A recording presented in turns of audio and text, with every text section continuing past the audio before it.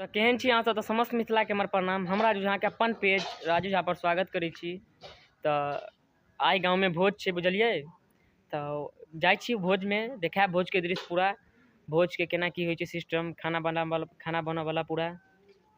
तो चलू देखाबै छी जाके भोज के दृश्य। जो भ गेल छै, आदमी सब बैठल छी, चलू देखाबै छी दृश्य भोज के पूरा बढ़िया से।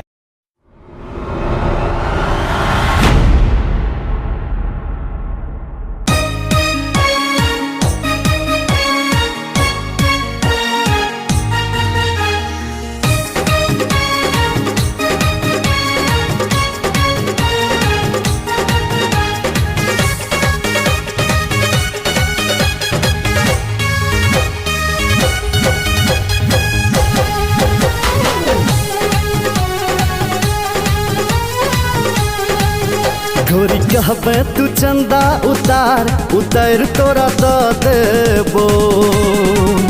घोरी कहबे तू चंदा उतार उतार तोरा द देबो। दरभंगा संगे संग बिहार जे चाही तोरा द देबो। घोरी कहबे तू चंदा उतार उतार तोरा द देबो। मधुबनी संगे संग बिहार जे चाही तोरा द देबो।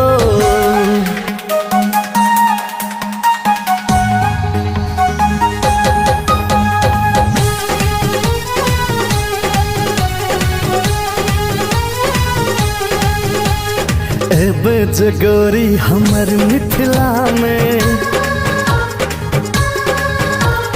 टूटतो गुमान सहरसा जिला में। एबे जे गोरी हमर मिथिला में टूटतो गुमान सहरसा जिला में। बेगूसराय के छौरा न छोड़तो कहतो जे नैना मिला ले। सीतामढ़ी से लक कटिहार ये गोरी तोरा द देबो। गोरी कहबे तू चंदा उतार